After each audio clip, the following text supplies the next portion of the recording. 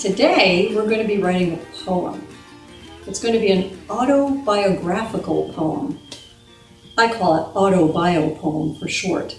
Autobiographical, as I hope we all know, but maybe not, is a poem about ourselves. If it was a biography, it'd be a poem about somebody else, but an autobiographical poem is about ourselves. It's about, for me, it's about me. So to do that today, we're going to need not really all of our supplies that were on our supply list, but we're going to need some paper. So either lined paper, or if you're choosing to write in a notebook, you can use your notebook paper. We're going to need something to write with. We're going to need a pen or a pencil. I prefer to write in pen, so I'm going to grab my trusty pen here. And you're going to need an outline of the poem. And so I put that outline up on my website, which is at www.wildsart.com, and it'll be there posted up on the website forever. So you can download it from there and fill in the spaces in the poem. It's going to look like this. It's going to be an AutoBio poem. And so I'm going to start by creating an AutoBio poem and letting you watch and see how I go through it all. And then you're going to be able to create your own about yourself. So to start with the AutoBio poem, we're going to write our name. My name is Barbara. So I'm writing my name, Barbara.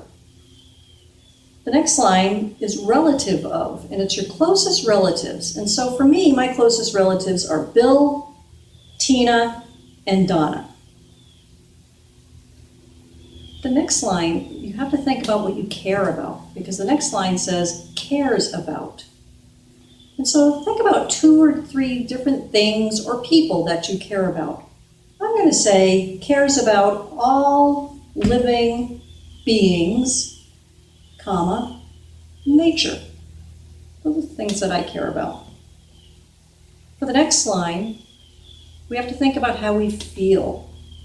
And so 1 or 2 feelings, and this one you have to kind of stop and think about. So this is going to help us to spark that creativity. It's going to help us to think deeply about ourselves. So for me, one of the things that I feel is I feel peaceful in nature. And so I'm writing that down. I also feel happy when I'm near water. So I'll put that down, happy near water. And I feel love when I hold an animal. So I have feels peaceful in nature, happy near water, and love when I hold an animal. For the next line, I have to think about what I need, things that I need, not the things that I want, but the things that I really need. And for me, it's going to be different for you, but for me, I need books, pens, paper, and paint.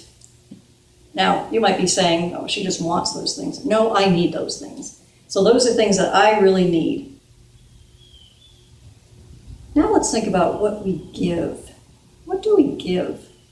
Remember, giving isn't receiving, it's giving. It's something that we're putting out there. So, one or two things that I give advice to those who ask, and a hug to anyone who needs one.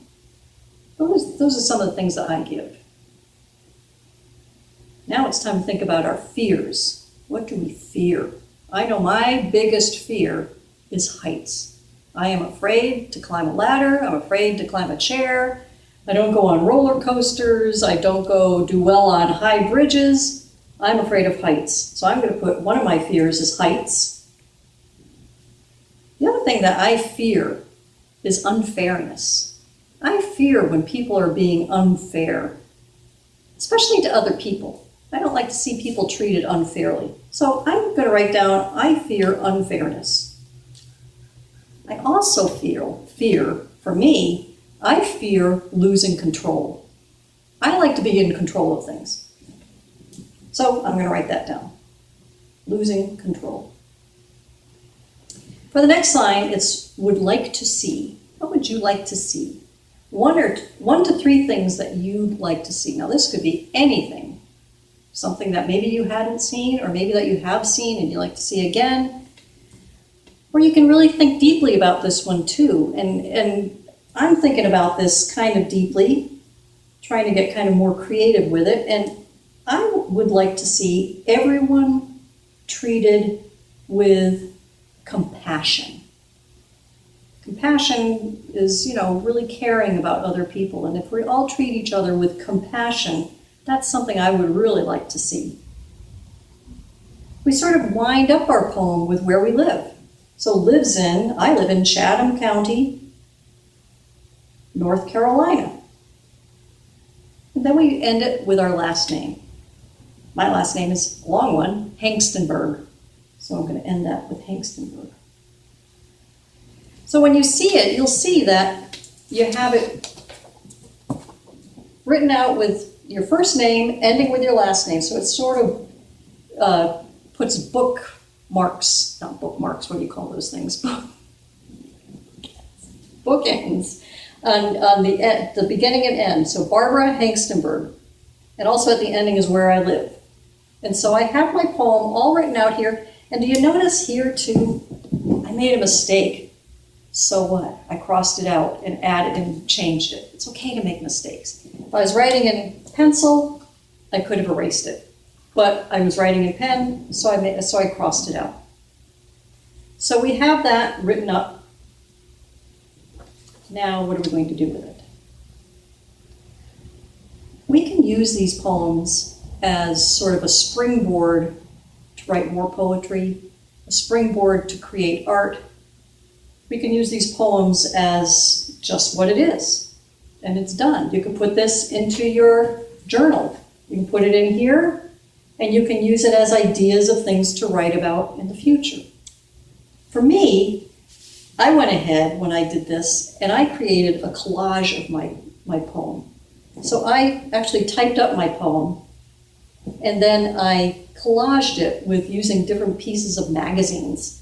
This is just pieces of magazines that I glued onto here, and it always looks fancier when you put a mat or a frame around it. So it always looks a little bit, higher class when you do that.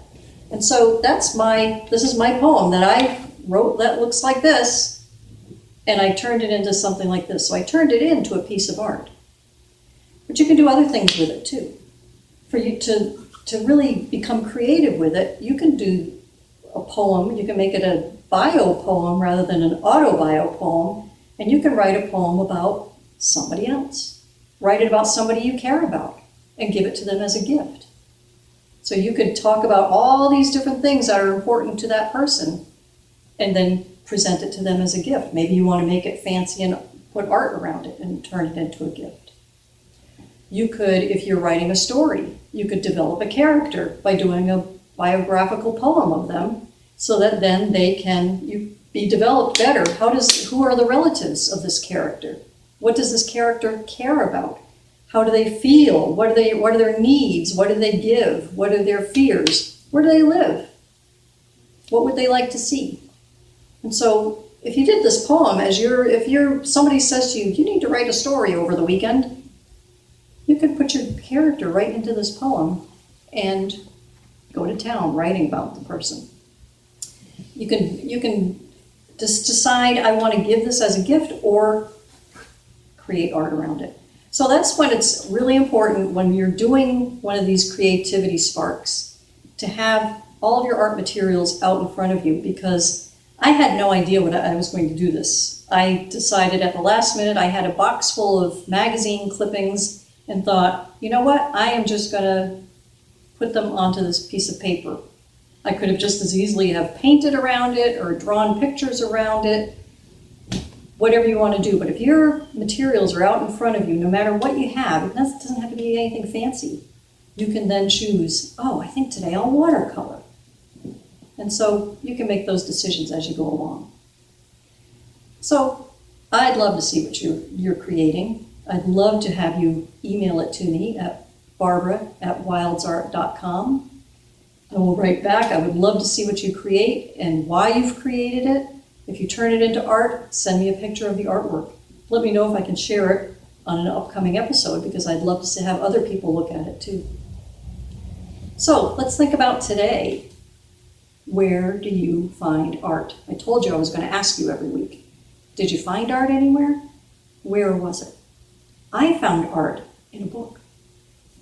Believe it or not, I found art. Look at the artwork on this book. This is a book called The Great Spring by Natalie Goldberg. And look at the illustrations on here, the artwork. Even just figuring out where to put things on the spine, that's art. And you know what? This is art too. Just the writing inside is artwork. So I found art this week in a book. Where did you find art? So, thanks so much for joining us this week. And I'd like to leave you with a quote by the physicist Albert Einstein. Ooh, sounds important. So, here's our quote for this week. Creativity is contagious. Pass it on. Thanks. See you next week.